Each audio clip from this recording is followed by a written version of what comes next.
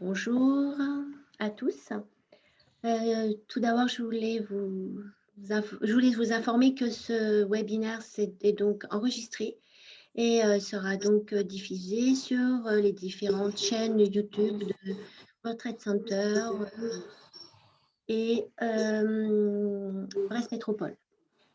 Et nous aussi. Et pardon, la fabrique. Tu sais, c'est l'émotion, hein, ouais, voilà, c'est l'émotion.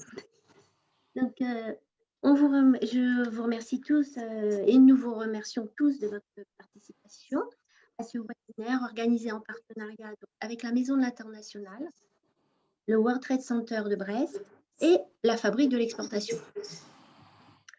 Pour cette seconde collaboration, nous avons souhaité aborder les transformations de la fonction commerciale export pendant et après la crise de la Covid-2019.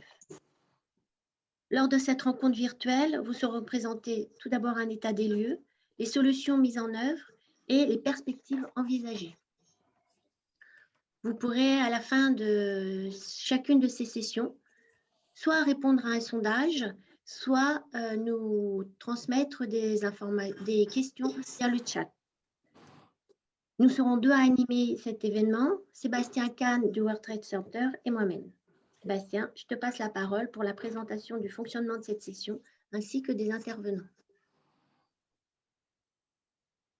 Merci Julie, bonjour et bienvenue à toutes et à tous. Justement, je suis Sébastien Kahn, responsable du World Trade Center Brest, qui fait partie d'un réseau mondial de 315 World Trade Center dans 90 pays. Et effectivement, donc, nous sommes très heureux d'initier avec vous ce soir ce webinaire afin de croiser points de vue et expériences concernant un sujet crucial qui est la fonction commerciale à l'international. Quelles sont les transformations vécues depuis un peu plus d'un an. On avait repris une maxime, ou en tout cas une phrase célèbre de Winston Churchill lors du précédent webinaire. Je pense qu'elle s'applique toujours, c'est « Never let a good crisis go to waste », ne jamais gaspiller une bonne crise. C'est vraiment l'occasion de se réinventer et c'est aussi un peu le sens du webinaire de ce jour, c'est de vous donner les clés pour réussir à l'international dans un monde en mutation. Donc effectivement, vous aurez la possibilité de poser vos questions en fin de session et donc j'invite également les participants à couper leur micro si ce n'est pas le cas. Et donc j'accueille avec grand plaisir aujourd'hui Pierre Morvan, dirigeant de la société Tech Nature, qui aura l'occasion de se présenter un peu plus en détail tout à l'heure. Yann Coton, également dirigeant et directeur commercial et voyageur tout récent de la société Medicom.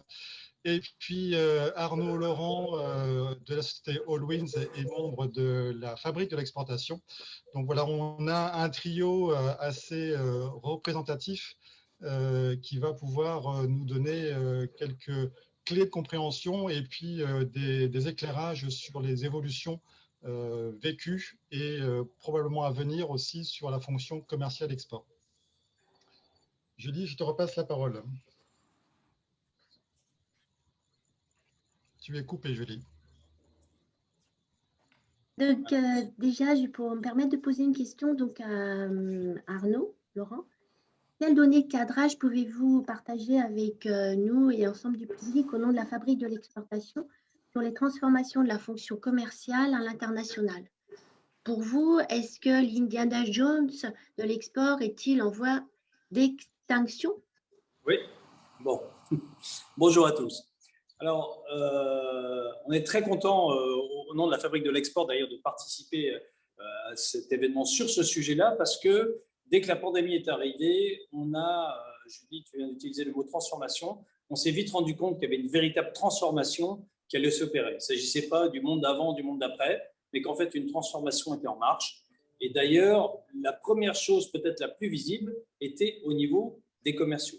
On se souvient, nous tous à la Fabrique, mais également dans les différentes entreprises, que beaucoup de nos clients nous appelaient en disant « Bon, mais qu'est-ce qu'on fait avec les commerciaux? Alors, la première semaine, ça allait, vite, vite, il faut garder le contact avec les clients, leur demander si ça va bien. Puis de plus en plus, ça s'est un peu étiolé. Puis après, les gens ne voyageaient plus, il n'y avait plus de salons. Donc, en fait, les commerciaux, très souvent, les commerciaux export étaient grounded, cloués au sol, au propre. Plus d'avions, plus de voyages, etc. Et donc, la question, deux questions. Qu'est-ce qu'on fait des commerciaux et comment on peut continuer à travailler ce sujet commercial sans faire ce qu'on a toujours l'habitude de faire, c'est-à-dire des salons, des voyages.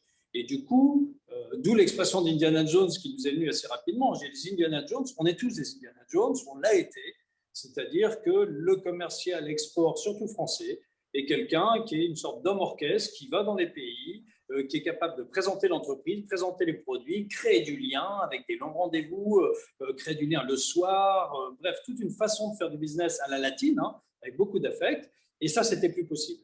Et donc, ce qu'on appelle les Indiana Jones, cette façon de travailler, on s'est dit, elle va évoluer. On a commencé au sein de la fabrique à regarder précisément tout ce qui pouvait changer, quels étaient les impacts.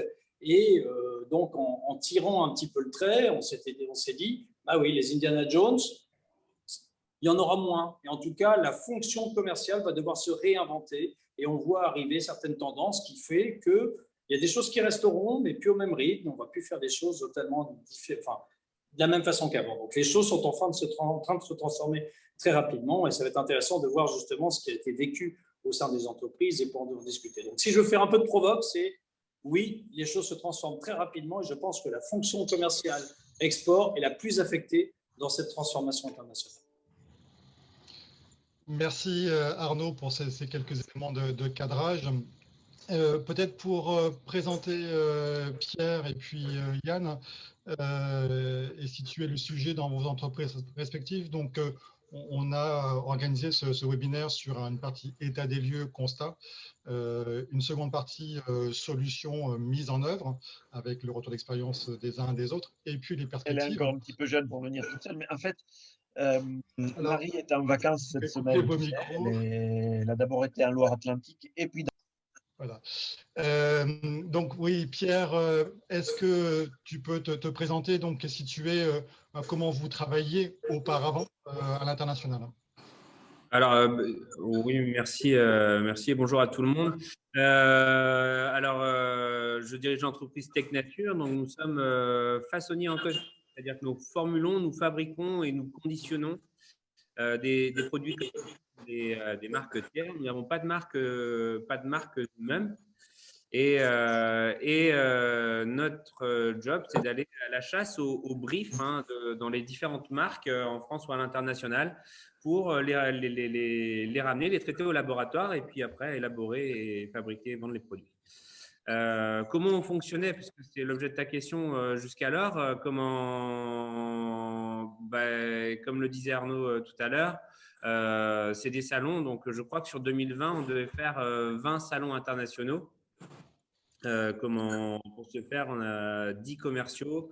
Technature, on parle entre Dirinon et le Relais Carillon, on parle 10 langues. Ça, c'était le principal fait de prospection. Alors, on faisait aussi quelques missions de l'ordre avec Business France ou BCI. Et en soi, on faisait, je mets tout au passé décidément, très peu de tournées dans les différents pays sans instruction. C'est vraiment les salons parce que c'est le lieu où tous les prospects potentiels, les clients qu'on connaît, même pour voir les clients d'ailleurs, hein, se regroupent. Et puis après, il reste le site internet avec quelques entrées qui viennent par là, évidemment. D'accord, merci Pierre. Yann, du côté de Medicom, même question.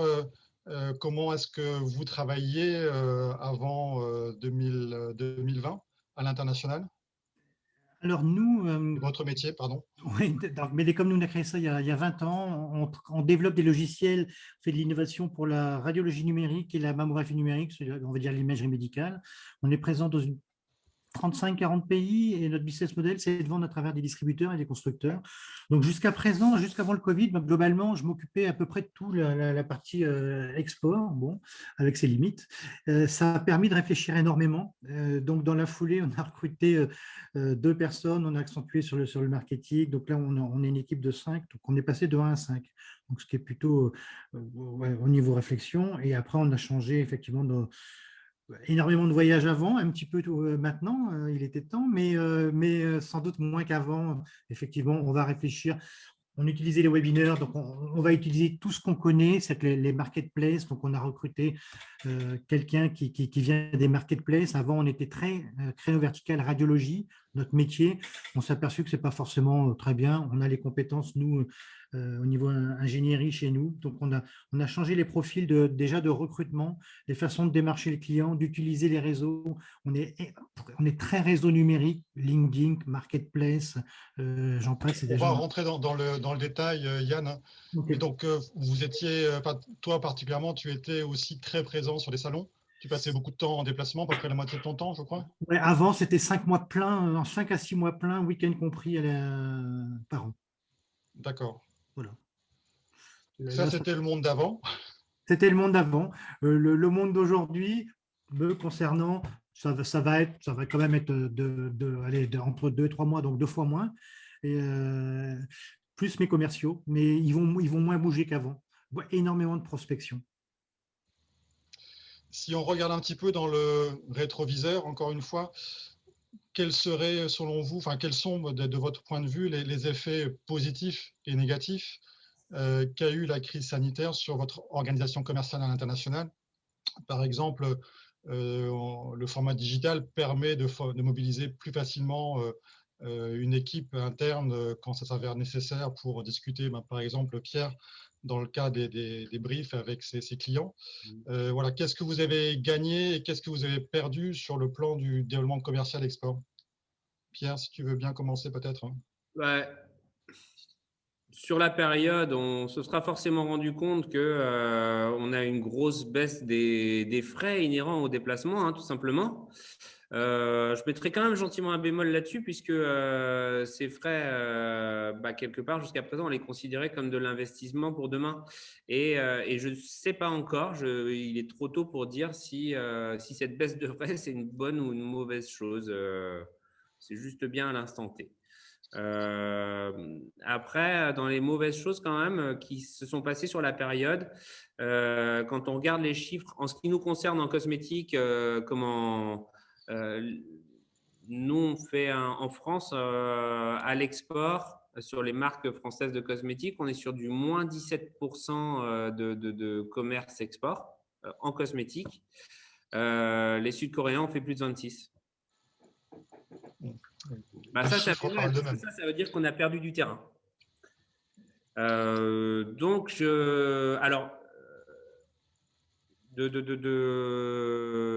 Des effets positifs, c'est qu'est-ce qu'on a mis en place dans l'intervalle, c'est les sujets d'aujourd'hui. Mais en soi, à brûle pour point, la crise comme ça, elle fait juste pas du bien, quoi. Juste, on a réfléchi nos frais quelquefois. D'accord. Et Yann, de ton point de vue, sur les bénéfices et inconvénients en quelque sorte? Non, moi je dirais qu'il y a plutôt pas mal de bénéfices, plutôt que les inconvénients. C'est énormément de réflexion, comme tout le monde, je crois, mais à tous les niveaux, effectivement sur la fonction commerciale, sur le marketing numérique, sur la façon d'aborder les gens, les réseaux, de structurer la société. Donc ça en fait, c'était un tout. Mais moi, il y a énormément de positifs là-dessus. Donc on a eu une réflexion de fond. Et c'est pas fini. Ça a permis, je pense qu'en une année et demie, on a gagné. Nous, 5-6 ans pour structurer la société. On a tout accéléré. Et au contraire, on a recruté. D'accord. On aurait mis plus de temps sûrement. On a recruté. Donc, et ce n'est pas fini. Donc, pour nous, c'est plutôt positif. D'accord. Donc, tu t'inscris pleinement dans les propos de Winston Churchill sur les opportunités que révèlent les crises. Oui. Au niveau de la fabrique de l'exportation, est-ce que, Arnaud, vous dressez des constats un peu similaires? Est-ce que les entreprises que vous accompagnez ont réussi à maintenir une activité commerciale avec leurs partenaires étrangers? Avec quels effets? En fait, j'adore ce que vient de dire Yann, parce qu'on a eu vraiment l'impression que c'est un accélérateur de particules. Parce qu'en fait, il a parlé de transformation, et c'est vrai que, par exemple, le sujet dans ma société, qui est dans le groupe Salvéo, s'occupe plutôt de la transformation internationale, donc de la stratégie. Il y a un certain nombre de chefs d'entreprise qui se sont dit, mais ça fait un bout de temps, je n'avais jamais le temps. C'est le moment de me poser, de réfléchir, de voir ce qui a changé et d'accélérer en fait les transformations qui rendent en fait à la sortie de la crise certaines entreprises beaucoup plus efficaces qu'avant. Et ça tombe bien parce qu'en plus toutes les données ont changé. Donc même si on regardait la situation d'avant avec des partenaires, avec des clients, en fin de crise, c'est pas les mêmes. C'est pas, parfois certains vont pas bien du tout, d'autres vont beaucoup mieux. Donc en fait, et même dans les pays, ça c'est quelque chose qu'on a travaillé au sein de la fabrique. Les pays les plus porteurs aujourd'hui ne sont pas forcément les pays les plus porteurs d'hier. Donc déjà, quand on voit que toutes les données ont changé, regardez qu'est-ce qu'il y a de plus intéressant pour mon entreprise, comment je peux créer de la valeur par rapport à ça, ou comment je peux choisir des nouvelles approches ou des nouveaux marchés, ça c'est intéressant. Déjà en termes de macro, beaucoup de choses ont changé. Et après, en termes d'organisation, pour rester dans le sujet du commercial, c'est sûr qu'on a vu apparaître certaines entreprises, d'ailleurs certains ont collaboré avec nous au sein du think tank, qui ont dit on a dû s'adapter. Le digital, c'est évoqué tout à l'heure, la part du digital est beaucoup plus grande. Donc, les commerciaux doivent faire plus de digital, mais on peut faire des showrooms, on peut faire beaucoup de tests ont été faits au niveau du digital. Et de toute façon, ne serait-ce qu'avec du Zoom et du Teams, il y avait ce besoin de communiquer avec les prospects et les clients et donc de s'adapter. Chacun essaie de s'adapter avec plus ou moins de succès. Ce qui est certain, c'est que ceux qui n'ont rien fait en disant on reste comme ça, avec les mêmes ressources, avec les mêmes compétences et on attend de voir ce qui se passe, forcément, quand ils se réveillent 2 ans après, le monde n'est plus le même et ils ne sont pas bien. Mais toutes les entreprises, souvent d'ailleurs des plus petites entreprises agiles, familiales, et dans des régions telles que la vôtre, où on a beaucoup de dynamisme, celles-ci, en fait, la plupart se sont bien débrouillées. Et celles qui étaient un peu plus vieillissantes ne se remettaient pas en question, peut-être qu'elles vont moins bien qu'avant. Mais on voit arriver des entreprises maintenant sur le marché international qui étaient déjà, mais qui accélèrent très, très fortement et qui même réussissent à rentrer dans des pays en 6 mois, on pourra y revenir tout à l'heure, alors que certains mettaient 3 ans avec des méthodes commerciales traditionnelles. Maintenant, il y a des nouvelles outils, des nouvelles approches, et ça change beaucoup de choses. Beaucoup de choses. C'est clair qu'il y a beaucoup d'opportunités qui sont à saisir, mais donc aussi beaucoup de tests à effectuer. Julie, je crois que tu as un petit sondage à nous proposer. Alors, tu es coupée. Oui, je sais. Donc, sur ce sondage, donc, vous allez voir, vous trouvez tout en bas, participants, il y a sondage. Donc, on va vous demander de vous exprimer un peu sur la question suivante, qui était une question. Considérez-vous que la fonction commerciale export sera durablement transformée de cette pandémie? Donc, vous avez comme réponse oui, non, je ne sais pas. N'hésitez pas à voter. Ok, donc il y a encore un petit peu d'indécision, je vois, ou en tout cas, il y a quand même une majorité de oui qui se… Oui, ça se dégage, oui. Qui se prononce. C'est encore 5 ou 6 bon, votes. Ce n'est pas une grande surprise, mais bon, on veut au moins s'assurer que tout le monde soit à peu près en ligne. Donc voilà, vous êtes 16 déjà à avoir répondu, 80%. Oui. Que bien sûr, oui, il y a une transformation durable qui en sortira. C'est une belle majorité. Merci, je ne suis pas sûr qu'il y aura ça aux élections ce week-end. On verra, effectivement, affaire à suivre. Sur les solutions mises en œuvre maintenant, on va peut-être en parler avec Pierre pour commencer. On voit bien que la nécessité de recomposer la relation humaine en intégrant une approche digitale, c'est nécessaire, mais que ça ne se décrète pas, à la fois en fonctionnement interne comme en externe. Est-ce que Pierre, au sein de TechNature, vous avez réussi à conserver la qualité de la relation humaine en distanciel et si oui, comment? Je ne sais pas si on a réussi à la conserver. En tout cas, on l'a fait différemment que ce qu'on faisait jusqu'à présent. Alors, outre le fait que nous, on aura vu que la relation par les réseaux sociaux professionnels de type LinkedIn, qui, à notre sens, végétait avant cette fameuse crise de la Covid, aura été beaucoup plus dynamique.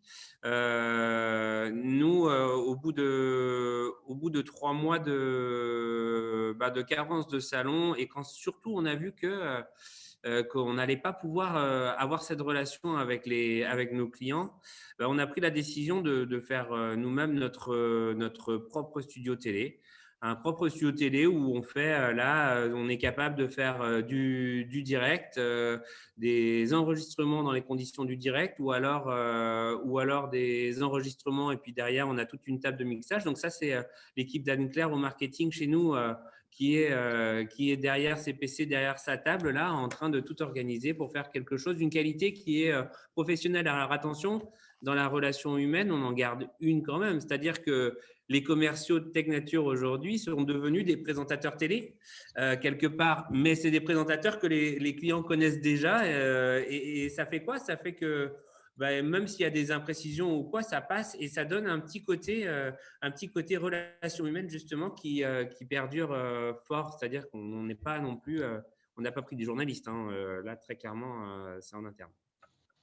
D'accord, donc un revirement quand même fort, je dirais, d'une recomposition forte de la relation, mais que vous avez compensé voilà, par ces séances. En fait, on a essayé de faire les salons virtuels. Nous, ça ne nous a pas tellement séduit. On a trouvé ça un peu complexe à mettre en œuvre ou en tout cas pas très efficient. On a participé d'ailleurs, plus que fait, quelques webinaires. Sans vouloir critiquer celui d'aujourd'hui où là il y a plus de dynamisme par une interview, mais avoir un gars plan qui parle pendant 1 heure, c'était pas tenable quoi, tout le monde s'endormait. Donc il a fallu ces webinaires qui existaient par des Zoom Teams, il a fallu tous s'éduquer à savoir les utiliser, ces outils, et nous on a voulu le faire avec une qualité plus pro. On a donné à Julie quelques images. Si c'est le moment, vous me dites, si c'est le moment de les passer pour illustrer ce qu'on a fait en fait. Si tu veux bien, je dis oui.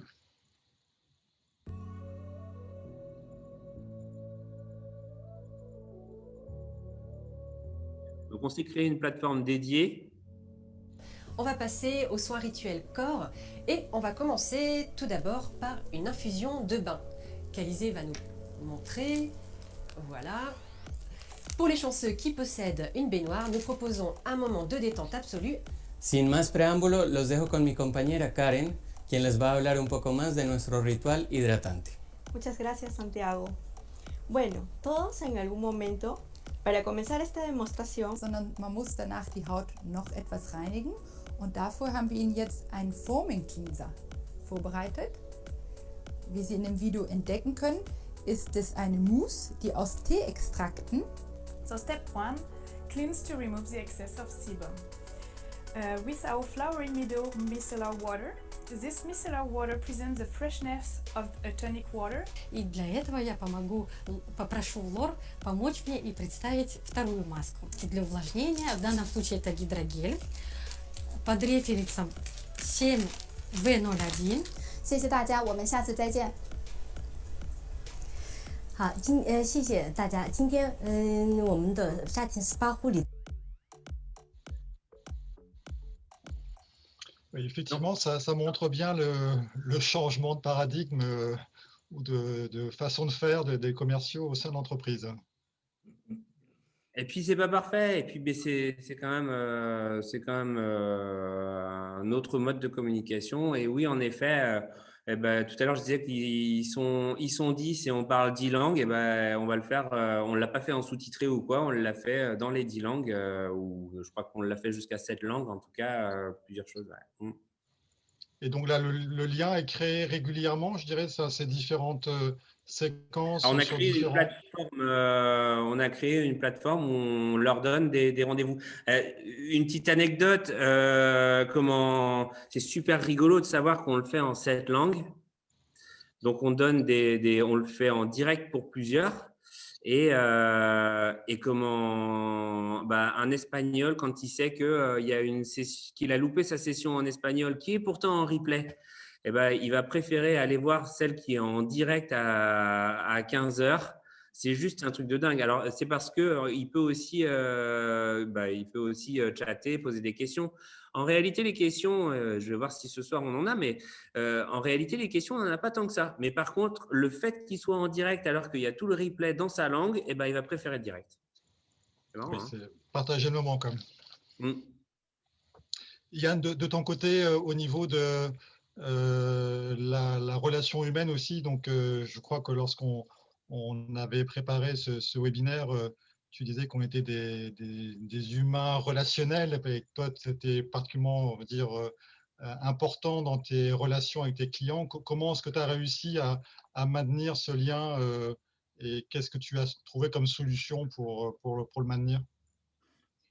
Alors nous, on utilisait avant le Covid des webinaires, mais on est dans un domaine nous, hyper technique et hyper concurrentiel. On a même des logiciels gratuits, donc expliquer qu'il faut acheter quelque chose alors qu'il y a du gratuit, c'est pas toujours très simple.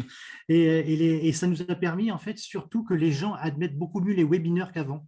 Et nous, on fait des webinaires techniques, c'est-à-dire qu'en fait, on va faire des présentations de nos produits, des stations pour faire du diagnostic mammographie ou de téléradiologie. Et donc, en fait, ça a été un accélérateur, nous, au niveau de quand il y avait des prospects, plutôt que de ne rien faire, directement, on est passé sur la compréhension des produits pour nos partenaires. Et ça a été... pour nous, ça a été bénéfique. On le faisait avant, mais on prêchait un peu dans le désert. Aujourd'hui, quand on propose un webinaire technique, il n'y a aucun problème. Maintenant, on va faire des webinaires à thème où on va inviter sur une thématique particulière, on va inviter 5-10 personnes, mais on a aussi des webinaires personnalisés où là, le but, il est effectivement de préparer les ventes. Donc, il y a eu des changements. Après, nous, on en a 10 000, on a parlé effectivement des réseaux sociaux, des marketplaces, de LinkedIn et autres, qu'on utilisait énormément, mais pas uniquement pour de la communication. On demande en fait à nos business développeurs d'aller fouiller le réseau de nos abonnés pour voir qui on peut présenter, comment sont structurés les marchés et autres. Donc, effectivement, un changement énorme. Oui, une forme donc d'intelligence économique en fait adaptée au développement international. Oui, tout à fait. Ouais. Au-delà des difficultés et des parades que vous avez trouvées donc, pour maintenir le contact avec vos clients, prospects, partenaires, comment est-ce que les globetrotters qui représentent vos entreprises à l'étranger ont vécu cette période d'immobilisme? Parce que c'est quelque part aussi un peu traumatisant, des gens qui sont habitués à être effectivement constamment dans le déplacement, dans l'action. Comment est-ce que vous les avez accompagnés, entre guillemets, soutenu leur morale pour transformer un peu leur façon de travailler? Pierre? Déjà, ils l'ont subi avec une grande fatalité, il faut être clair. Je pense qu'il y a toujours le mordant de vouloir repartir, la hâte de vouloir repartir. Le fait qu'on le fasse là avec des nouveaux outils, avec un peu de changement, parce que c'est aussi ça le job de commercial export, c'est que c'est tous ces changements ou ces choses qu'on ne sait pas ce qui va arriver le lendemain matin quand on va prendre son taxi, il peut y avoir quelques soucis. Voilà, le fait qu'ils arrivent à être le petit challenge de faire de la présentation télé, ça peut être, ça a un petit côté fun. Après, si dans les 2-3 premiers mois du confinement, c'est vrai que c'était un peu morne en termes d'activité nous concernant parce que nos clients n'étaient peut-être pas au rendez-vous du télétravail. Après, il reste l'activité de tous les jours avec des contacts qui se font en effet en digital en permanence. Ouais. D'accord. Et chez vous, Yann, au niveau de Medicom, c'est peut-être plutôt toi qui voyageais, mais… Ouais, alors les business développeurs, en fait, chez nous, pour l'instant, ils sont pas chez nous. En fait, on a Annick qui est dans le sud, on a Benjamin qui est au Maroc, donc on en a d'autres qui sont en Amérique du Sud. Donc j'ai passé beaucoup plus de temps, très franchement, à faire du soutien, de discuter, de garder le lien avec tout le monde, c'était important parce qu'on voyait bien que je sais très bien que c'était très difficile pour eux de faire de la prospection tout le temps, de trouver de nouvelles idées. Les webinaires ont permis de garder un lien quand même avec eux, mais ça a été bien sûr une période difficile et tous attendent quand même de bouger un petit peu pour voir leurs clients. Nous, ils ont fait énormément de prospection, donc maintenant, ça va être le moment de voir les gens. Mais ouais, j'ai passé beaucoup de temps, beaucoup d'heures par jour à faire du soutien, à discuter. Je pense que c'est important de maintenir cette cohésion et cette écoute. Au niveau des changements que vous avez connus, Est-ce que ça a aussi mis peut-être en exergue des compétences manquantes au sein de l'entreprise pour s'adapter aux nouvelles façons de développer vos affaires internationales? Et quelles compétences vous semblent essentielles pour accompagner le développement de votre entreprise aujourd'hui et demain? Est-ce qu'il y a des métiers, entre guillemets, que vous n'aviez pas auparavant et que vous avez intégrés et qui seront demain véritablement essentiels pour poursuivre votre activité internationale? Pierre, Nous concernant, le métier de gérer les réseaux sociaux, de communication digitale, s'il était déjà là, il a fallu renforcer sérieusement les troupes pour être capable, et avec des gens peut-être plus formés sur ces sujets-là, pour être capable d'aller jouer sur ces terrains-là, quoi. C'est-à-dire que on le savait, on l'avait peut-être que moyennement mis en œuvre avec. C'était des personnes qui le faisaient avec d'autres fonctions dans l'entreprise. Bon, là, maintenant, clairement, il faut du monde dédié sur cette communication digitale. Et puis, tout simplement, hein, comme tout le monde s'y est mis aussi, il y a beaucoup de communication digitale, et il faut sortir du lot. C'est clair qu'il faut se démarquer, oui. Pour vous, Yann, il y a des compétences qui se sont avérées indispensables, hein? Ouais, nous c'est vrai que on a fait le virement en recrutant quelqu'un qui venait des marketplaces, mais aujourd'hui on n'envisagerait même pas de revenir au monde d'avant en recrutant un commercial de la radiologie ou de la mammographie, quoi. Pour nous, en tout cas, ce temps-là est fini. On s'est dit que de toute façon, s'il y a les connaissances techniques, on les a. Nos ingés l'ont.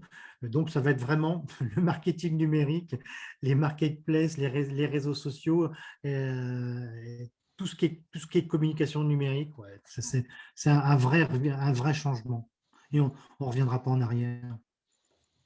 Non, je pense effectivement que le changement et le virage est vraiment pris. Arnaud, une question pour toi et pour la fabrique de l'exportation. S'il y a une question de fond, je dirais, qui ressort de ça, c'est on parle davantage de développeurs de l'international plutôt que de commerciaux, les développeurs étant une dimension plus large. Est-ce que c'est également un constat que vous faites au niveau de la fabrique, et est-ce que les compétences qui ont été, qui sont attendues, est-ce que vous avez déjà réfléchi aux sujets qui seront demain essentiels pour les entreprises, hein? Ouais, alors il y a deux choses, c'est que on voit le côté humain était très très important pendant cette crise. Je vous entendais, Pierre et Yann, parler du soutien, notamment moral des équipes ou comment les accompagner. Il faut bien voir que pour certains, ça a été très anxiogène et il a fallu accompagner les équipes pour leur montrer, les emmener vers un futur en disant « vous inquiétez pas, on va aller à l'international, on va réussir à se développer, on va faire autrement ». Il y en a qui étaient anxieux. Il y avait aussi, nous, on avait certains chez Selvéo, un client, un directeur export, tous ces commerciaux étaient un peu comme les tiens, Yann, dispersés partout dans le monde. Et donc, il faisait du soutien, des réunions régulières, mais il a fallu mettre en place avec lui, on a fait du coaching et du team building à distance. Et c'était des trésors d'ingéniosité, d'essayer de trouver des jeux, de faire du team building, des choses adaptées à ça pour créer pas simplement le soutien psychologique, mais aussi retrouver le sens et le plaisir de partager un certain nombre de choses, de mieux se connaître, parce que certains étaient rentrés dans les entreprises et ne s'étaient jamais rencontrés physiquement. Donc, il y a eu ce nouveau type de choses qui sont arrivées. Et en termes de compétences, c'est vrai, quand on demande à nos clients aujourd'hui, avant, ils demandaient souvent, le titre, c'était directeur export. Et il se trouve que chez Selvéo, on fait pas mal de recrutement. On voit toujours le terme de business development. Et quand on regarde les profils des gens qui sont amenés à faire ça, on est beaucoup plus dans, je dirais, un autre niveau. C'est pas forcément supérieur, mais c'est d'autres types de compétences. C'est-à-dire, comme on l'a dit, à la fois des gens qui connaissent la stratégie internationale, qui ont été à l'international, mais qui savent aussi… c'est pas le fait de moins voyager, mais qui savent être beaucoup plus dans l'entreprise avec tous les différents services pour aider à transformer ça en éléments de marketing digital. Je ne sais pas si vous me comprenez bien, mais on se rend compte que le marketing digital, qui est prôné par notamment tous ceux qui font la transformation digitale, ce n'est pas la solution en soi. Comme l'ont très bien expliqué Pierre et Yann, c'est parce qu'eux, ils avaient l'habitude, ils sont expérimentés à l'international, qu'ils ont su utiliser l'outil digital pour le mettre au service de la commercialisation internationale.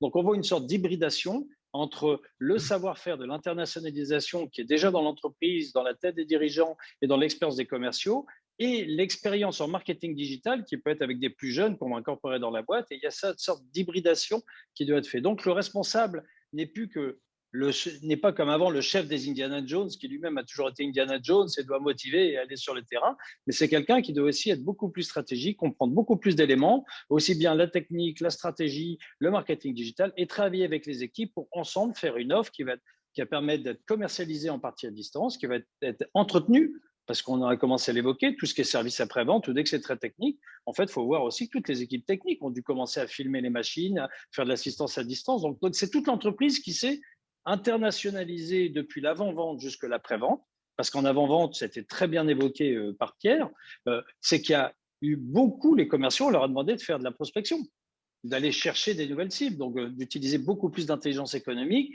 d'aller chercher, de faire des études. Avant, ils n'avaient pas le temps. Donc, on a un modèle maintenant qui est beaucoup plus complexe. On a l'impression à la fabrique que le développement international est monté en compétence. On se pose même la question de comment on va former les futures générations, parce qu'il n'y a pas d'école à proprement parler du développement international. Les gens apprennent sur le terrain dans l'entreprise. Et il faut apprendre, pour être responsable de l'internationalisation des entreprises, il faut beaucoup plus de savoir-faire et intégrer beaucoup plus de choses qu'avant. Et alors, se pose la question des anciens, de ceux qui travaillaient de manière un peu différente. Et il se trouve qu'il y a peut-être une solution pour certains d'entre eux, parce que c'est des gens qui aimaient voyager, qui aimaient rencontrer les gens, qui aimaient le contact local aussi. Et il se trouve que comme on est dans l'hybridation, on voyage moins, mais on a besoin de plus de présence sur place. On voit dans nos entreprises, pas mal d'entreprises qui utilisent du portage ou qui rachètent des entreprises locales et qui essayent, sur les marchés prioritaires au moins, d'avoir une présence locale. Eh bien, la plupart de ces commerciaux, parfois, et s'ils ont la possibilité au niveau de vie de famille, etc., sont d'excellents candidats pour devenir représentants de l'entreprise sur place ou gérer des filiales commerciales, donc travailler comme ça. Mais ce qui est certain, c'est que le métier, à notre sens, a déjà profondément évolué sans qu'on s'en rende. Enfin, c'est plus les mêmes profils, plus exactement les mêmes profils qui sont directement opérationnels. D'accord, merci Arnaud. Je propose peut-être de prendre comme quelques questions là que je lis dans le fil, et puis n'hésitez pas à en poser d'autres. Comment dire, Stéphane Boulet qui demande: est-ce que cette transformation amène à un travail plus collaboratif de la part des commerciaux export avec le reste de l'entreprise? Bon, je pense que voilà, Arnaud a apporté la réponse, mais je pense que peut-être Pierre ou Yann, si vous voulez compléter, est-ce que ça a rapproché les liens, je dirais, au niveau des différents services de l'entreprise, hein? Ça les a certainement pas distendus, en tout cas, ça c'est certain. Après, contrairement à ce que disait Yann tout à l'heure, nous, on n'avait pas des commerciaux qui étaient en dehors de leur foyer 5 mois par an. En fait, on n'est pas à ce niveau-là non plus. Donc, fait que cette notion d'équipe, elle était déjà là. Après, c'est vrai que ceux du laboratoire, les techniciens au laboratoire, on les envoyait pas à l'autre bout du monde, alors qu'aujourd'hui, on les met devant la caméra. Ça, c'est clair et net qu'on ne le faisait pas et qu'on le fait.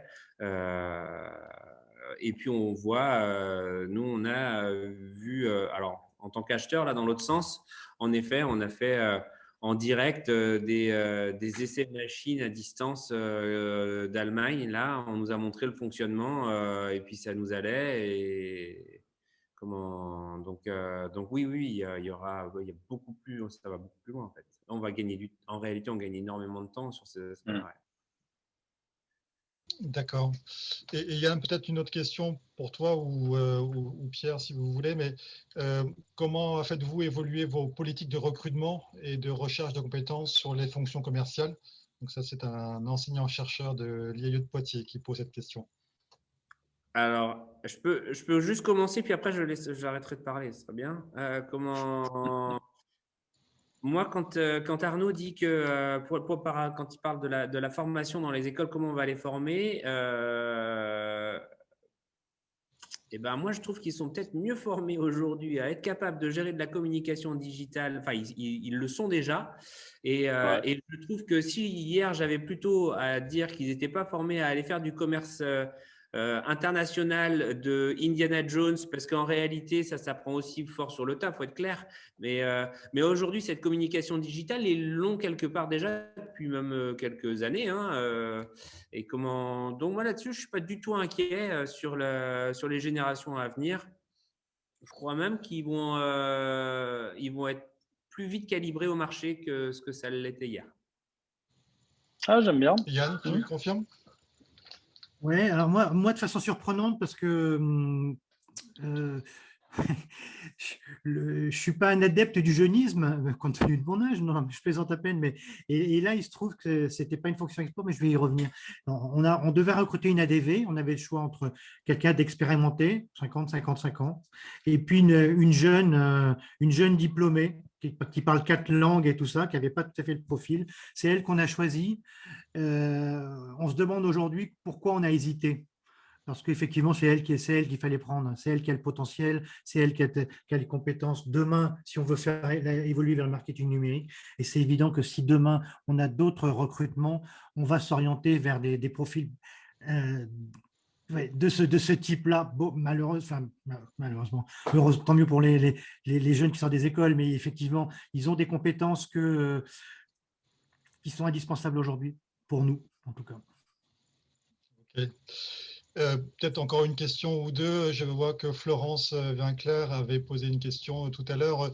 Pensez-vous que les transformations conduisent les PME à privilégier davantage l'exportation directe pour garder plus de contrôle, par exemple?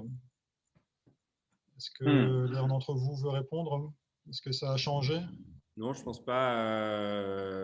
De mon point de vue, je ne pense pas, puisque, en effet, on a été cloué au sol en ce qui concerne les voyages internationaux. Mais par contre, quand on avait la structure de distributeurs sur place, eux, ça dépend des contextes nationaux, hein, eux, ils ont été capables de bouger. Donc, je pense à l'inverse que, comme a pu l'évoquer tout à l'heure Arnaud, peut-être, ou Sébastien, je ne sais plus comment, peut-être qu'il y aura plus de réflexion sur des filiales ou vraiment des implantations locales, puisqu'on ne peut pas bouger dans les autres pays, peut-être qu'il va falloir travailler à partir des pays. Et la solution d'avoir des distributeurs, dans ce cadre-là, elle devient la bonne. Donc, moi, je ne pense pas qu'on ira plus de direct, mais à l'inverse, plus quelque part d'une forme de stabilité du business intrinsèquement à un pays. On s'est rendu compte qu'on pouvait arrêter les liens entre les pays. C'est quand même nouveau, quoi. Enfin, arrêter les liens physiques. Ce qui est très juste, c'est que le direct, en fait, c'est exactement ce que tu viens de dire. Il existe toujours, mais au lieu de se déplacer, non, on met quelqu'un sur place. Et donc, on peut faire du direct que dans les pays vraiment prioritaires et en le faisant encore plus direct puisqu'en s'installant sur place. Mais le reste, la logique de partenariat avec des distributeurs, voire des agents, mais surtout des distributeurs, est effectivement beaucoup plus pertinent. Donc, même si effectivement les choix d'accès dans les pays sont devenus encore plus stratégiques. Parce que si on ne choisit pas le bon, par contre, le marché, comme tu l'as dit, Pierre, sur certains marchés, on perd de la part de marché parce que d'autres vont être plus proches du consommateur ou avoir des solutions plus pertinentes et nous, on ne peut pas aller les voir. Donc, il faut faire très, très attention au choix d'approche du pays, encore plus qu'avant. Ouais, peut-être pour rebondir sur cette question-là, sur une question de Sébastien Collela, qu'en est-il des salons internationaux? Peut-être, Yann, toi qui reviens de Abu Dhabi, c'est ça, ou de Dubaï? Non, Côte d'Ivoire et je pars à Dubaï. D'accord. J'ai pas entendu le début de la question, pardon. Est-ce que les salons internationaux, je dirais, c'est quelque chose que vous allez continuer à fréquenter? Je pense que c'est la question de M. Collela. Je vais répondre là-dessus. Pour nous, oui. Déjà par rapport à la question précédente, je suis d'accord avec Arnaud et Pierre. Ça ne va rien changer. Autant on change tout dans la société. La seule chose qu'on ne touche pas, c'est le réseau de distributeurs et des constructeurs. On reste là-dessus. Pour les salons, oui, on en a un samedi à Dubaï, on en a un autre à Miami fin août, et on recommence là-dessus. Pour nous, on ne va rien changer sur les salons. On va continuer. On va sûrement les sélectionner beaucoup mieux qu'avant. Ça, c'est sûr aussi. Mais en tout cas, on va les garder. Évidemment que le webinaire numérique a changé Mais le présentiel, c'est à la mode ce mot-là. Le présentiel est important et ça permet je l'ai vu en Côte d'Ivoire, ça permet d'aborder des sujets évidemment qu'on n'aborderait pas sur un small talk. Donc c'est de la palissade, mais ça reste vrai. Donc oui, on va continuer les salons. Pour nous, c'est important. Très bien. Pour terminer cette petite séquence solutions mises en œuvre, Julie, je te passe la main. Donc, bon, il y a beaucoup de questions et de remarques qui ont été postées dans le chat, du style besoin de formation massive pour les 40 ans et plus. Et là, on va vous demander de répondre à une question ouverte qui est la suivante. Quelles sont pour vous les transformations majeures qui marqueront la fonction commerciale export? C'est important qu'on puisse avoir aussi votre tour, vous, en tant que participant. Allez-y. On vous fait travailler un petit peu. On vous fait travailler, voilà. Non, on vous propose ça. Voilà, si vous souhaitez nous répondre. Contribuer, vous notez dans le chat. Ouais. N'hésitez pas. Est-ce que je peux compléter un point qui me vient à l'esprit et qu'on a vu lors de nos études là, sur le sujet? C'est qu'on a beaucoup parlé de marketing digital dans la commercialisation. Mais en fait, dans le digital, il y a aussi la recherche de données. Et je pense que là où on était plusieurs à dire il faut faire beaucoup plus d'intelligence économique, là, ça s'est imposé. Parce que pour faire de la prospection alors qu'on ne voyage pas, on est obligé d'aller chercher de la donnée sur le marché, sur les concurrents, etc. Et ça, je crois que c'est devenu quelque chose d'important aussi. Il y a toute la partie données en amont et puis après la façon dont on communique par le marketing digital. Et ça va nous servir même, c'est en t'écoutant Yann en disant on va sur les salons. Je crois que même sur les salons, on fera un peu différemment parce que comme on va se renseigner un peu plus sur le marché, le potentiel et peut-être même sur les gens qu'on va rencontrer, on va tout de suite avoir beaucoup plus de profondeur dans la relation et peut-être dans la sélection de nos partenaires. Alors qu'avant, il faut avouer que les Français, on était les champions des salons et on trouvait nos partenaires souvent, alors pas peut-être vous qui avez beaucoup de maturité, mais à la fin du salon en disant tiens, il faut qu'on trouve un partenaire. Ben là, le fait de travailler en amont, et nous, on voit beaucoup plus d'utilisation d'intelligence économique. Je ne sais pas si vous l'avez vu, mais moi, je pense que c'est aussi une leçon de la crise. C'est-à-dire quand on ne peut pas aller sur place, l'autre nécessité, c'est de quand même se forger une opinion et de voir à peu près clair. Et pour ça, il faut aller chercher de la donnée. Ouais, je suis assez d'accord avec toi, effectivement, Arnaud, avec ce point-là, qu'on a pu voir effectivement sur différentes conventions d'affaires. Les gens étaient efficace et focusé sur effectivement le sujet du rendez-vous, mais avait déjà pris les renseignements nécessaires au préalable. On va migrer sur la troisième séquence de ce webinaire et donc plutôt sur les perspectives. Comment dire, voilà, tout le monde s'est employé à mettre en œuvre des solutions plus ou moins couronnées de succès pour favoriser leur développement international. Avec le recul qu'on a aujourd'hui, quelle solution, quel outil vous a véritablement permis de rebondir et lequel s'est avéré à l'inverse improductif?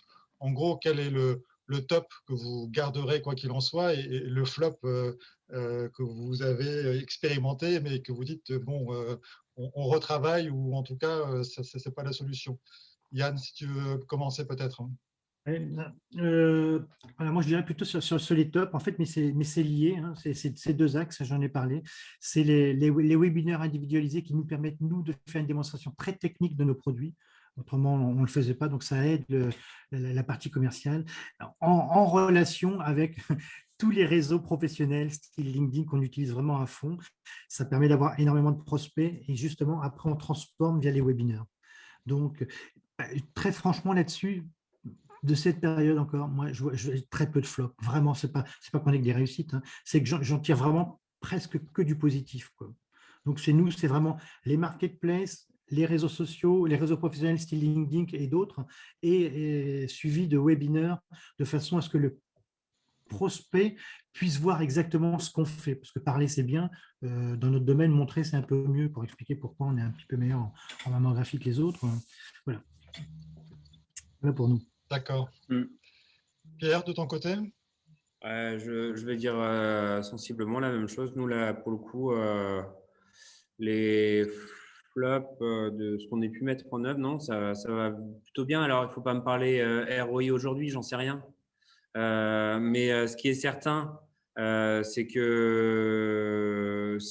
se focusait jusqu'à présent sur des innovations plutôt produits, là, on a fait une forme d'innovation communication. En fait, on reste sur de l'innovation et l'innovation, c'est ça qui construit la notoriété à terme, en fait. Et en ayant vu qu'on ait fait les choses différemment, ça marche. La différence marche, à mon sens, marche toujours bien. On se rend compte sur notre fameux studio, nos fameux enregistrements qu'on a gagnés sur autre chose, c'est qu'on savait déjà, et pourtant on n'avait pas mis en œuvre, on savait déjà que les gens lisent plus. L'instantanéité est tellement mieux que la lecture d'une fiche technique ou un mode d'emploi qui est déjà arrivé à la 80e page de son mode d'emploi de je ne sais pas quoi. Là, ils ont une vidéo. Ça veut dire quoi aussi? Ça veut dire que quand ils sont capables d'aller choper la vidéo en replay, on leur dit va voir sur la vidéo qu'on t'a préparée et on en discute derrière. C'est plus dynamique, ça marche mieux, il y a plus d'informations qui passent et ça n'empêche pas qu'on puisse faire du purement technique derrière. Donc, c'est une corde à l'arc supplémentaire en réalité. D'accord. Donc, le modèle économique, finalement… Pardon, Pierre? Je disais, comme disait Yann tout à l'heure, on ne va pas arrêter les salons. C'est quelque chose qui vient en supplémentaire. D'accord. Et finalement, donc, c'est de se différencier effectivement sur la façon de communiquer. C'est une façon de faire bouger un peu votre modèle économique. Et je crois d'ailleurs que vous êtes allé même au-delà de ça, parce que tu nous parlais d'un salon que vous avez organisé avec… C'est pas vraiment un salon, mais c'est parce qu'à un moment, on a moins bougé, on avait peut-être peur de s'ennuyer. Donc, j'ai challengé l'équipe sur faire un festival. Et dans le festival, on a fait quoi? On a invité des fournisseurs à venir pitcher sur notre plateau, dans notre studio, pitcher sur ce qu'ils faisaient. Des personnes qui sont du monde de la cosmétique, mais même des concurrents qui sont venus pitcher sur leurs produits et leur savoir-faire. On a fait des tables rondes. Ça, c'était à raison de, je crois que c'était 2 sessions par jour. Et puis on est sorti au-delà du monde de la cosmétique et j'ai vu qu'il y avait Empreinte qui est là dans l'auditoire. Oui. On a fait une thématique en russe sur c'est quoi le Made in France. Pourquoi est-ce qu'il faut se valoriser? Donc ça a été fait en russe sur un sujet qui est autre que notre pur sujet de la cosmétique. Donc, une entreprise brestoise, une entreprise d'Irinon ou le Relais Kérayon, mais avec donc 2 personnes de nationalité russe qui expliquaient leur point de vue sur le Made in France. C'est assez fort, effectivement. Exactement, en l'occurrence 2 sœurs jumelles. 2 sœurs jumelles, ouais, ça c'est dingue. Ouais. D'accord. Bien vu. Et Yann, tu me disais dans la préparation que ce que tu avais retenu et en termes de perspective, c'est qu'il fallait, je vais le faire en anglais, mais think out of the box et sortir du cadre habituel de réflexion qu'on a. C'est quelque chose que vous avez vraiment vécu et que vous allez continuer à mettre en œuvre? Alors aujourd'hui, réellement, c'est quelque chose qu'on essaie de faire vraiment tous les jours. Vraiment tous les jours. Et c'est pour ça que j'ai que ça a accéléré à tous les niveaux, marketing, commercial, idées, stratégie. Ça va même, il y a des répercussions au niveau de la stratégie de l'entreprise et même du technique. Vous voyez, parce que pour des gens, c'est évident. Nous, on est une petite société. Voilà, on va mettre nous, on dirigeait à 2, à 1 surtout, enfin à 2. Et là, en fait, on va faire tous les mois, à 5-6, une revue de direction. On va associer des collaborateurs à nous pour réfléchir ensemble à la stratégie et pas uniquement la garder pour nous. Donc oui, ça a été, c'est vraiment tous les jours, on essaie vraiment aujourd'hui d'avoir au moins une idée nouvelle. Ça paraissait évident avant, aujourd'hui c'est vraiment le cas, quoi. Donc, eh bien, écoutez, vous avez encore quelques minutes si vous souhaitez poser des questions dans le chat. Arnaud, si tu veux peut-être quelques mots, je dirais, de synthèse sur voilà, cette transformation qui ont été un peu illustrées par Pierre et par Yann. Qu'est-ce que tu en retiens, toi, comme fait saillant? Voilà, la première chose qui me vient, c'est le mot stratégie. Je trouve que c'est incroyable. Transformation et stratégie, on l'a utilisé beaucoup, alors que je vous garantis qu'il y a 5 ans ou 10 ans, on ne parlait pas à une PME de stratégie. Stratégie, c'était du truc stratosphérique, il n'y avait pas besoin, parce qu'on n'avait pas ce besoin. Et en fait, là, cette transformation qui a presque été obligatoire et qui a été hyper rapide, on ne s'en rend même pas compte à quel point c'était rapide. Et si on devait faire, regarder l'entreprise de Pierre et celle de Yann il y a 2 ans exactement et maintenant, et qu'on regarde, waouh, c'est incroyable ce qui a pu se passer. Et donc, c'est là qu'on voit que dans ces périodes de transformation rapide, et j'ai discuté d'ailleurs avec quelqu'un ce matin qui me reparlait du livre Océan Bleu. Il existe depuis longtemps. Il y a plein de gens qui l'ont relu et qui disent, mais maintenant, je trouve ça génial, alors qu'avant, je trouve que c'était marketing, etc. Parce que toutes les entreprises plus agiles, dont les excellentes entreprises que vous avez conviées aujourd'hui, montrent que, en fait, c'est leur donner de l'énergie, du bonus pour se réinventer, pour accélérer et s'en sort plutôt renforcé. Ce n'est pas le cas de tout le monde et je trouve que faut vraiment prendre ça en considération. Quand je me suis formé là, il y a pas longtemps, j'ai appris le terme qui était de constructivisme et de dire que les entreprises agiles, les entreprises modernes, essayaient de mettre un peu de flexibilité dans l'organisation, dans la stratégie, dans la vision, parce qu'ils se sont rendus compte que ça bougeait tellement vite que si on avait un système trop rigide, ça ne marchait pas. C'est comme si on faisait des immeubles avec une part de caoutchouc au milieu du béton. Ouais, c'est à peu près ça. Et là, je trouve qu'il y a eu vraiment de très, très beaux exemples d'entreprises qui ont quelque part su rebondir et prendre en compte cette transformation permanente, que ce soit au niveau RH, on l'a vu, que ce soit au niveau des outils, que ce soit au niveau de la vision, de la stratégie. Donc ça, c'est vraiment de la transformation internationale et je pense que pour tous ceux qui verront cette vidéo, c'est un très bon exemple à suivre, c'est-à-dire de faire en sorte que les entreprises essayent de se réinventer et profiter de de changement mondial quelque part, où toutes les cartes sont redistribuées pour regarder comment nous, Français, entreprises souvent innovantes ou dans des domaines de luxe ou de technologie, on peut être attendu, comment on peut gagner par rapport à cette crise et se réinventer. Et c'est surtout ça que je retiens de nos échanges et que je trouve particulièrement intéressant. Merci Arnaud. Pierre et Yann, un petit mot de la fin. Donc, 2 entreprises adhérentes du World Trade Center Brest, dont nous sommes très, très heureux qu'elles en fassent part. Oui, alors tiens, ça me permet de rebondir sur le World Trade Center, parce qu'on n'en a pas parlé, je n'ai pas parlé là-dessus, mais c'est aussi quelque chose que nous, on a utilisé pas mal, qu'on continue avec Sébastien à utiliser, toujours sur la recherche de réseaux, de distributeurs, d'informations. On l'utilise beaucoup. Et juste un dernier mot, puisque on parlait des collaborateurs, aujourd'hui, on leur dit, mais vous pouvez discuter entre vous, vous pouvez faire des réunions entre vous, vous n'avez pas besoin de nous. Et les idées, elles doivent aussi venir de vous. Donc, on a essayé de les sensibiliser au fait que la créativité pouvait venir d'eux et pas uniquement que ça soit vertical. On a l'idée, vous le faites, c'est fini ça. Ça, c'est fini. Et on leur dit, pour les business développeurs, par exemple, quelqu'un qui est responsable de l'Afrique, considère que c'est ton entreprise, tu es en Afrique, comment tu la développes? Tu as besoin de nous, on est là, les idées. Donc, ça, c'est important de faire participer. On a essayé de leur donner ça. Maintenant, est-ce qu'on réussira? C'est un autre débat, on verra demain. Donc... Tu es en train de faire une entreprise libérée, hein. Attention, là, c'est vraiment une grosse transformation intéressante. Oui, mais ce que je dis toujours, ils me connaissent, j'ai des vieux trucs. Je leur dis, c'est une démocratie orientée chez nous. Donc, voilà. Du coup, il y a du constructivisme, il y a encore plus de souplesse, en tout cas, qu'avant, et de participatif. Pierre, un mot de la fin peut-être, et peut-être une réponse aussi à une question qui vient de tomber là d'Olga Chevet, qui dit « Je pense qu'il va y avoir une phase de test digital avant vraiment de s'investir dans un pays. Qu'en dites-vous » Je ne sais pas comment il faut saisir la question. C'est peut-être la compatibilité d'un pays, je dirais, avec l'acceptation d'une relation assez digitale.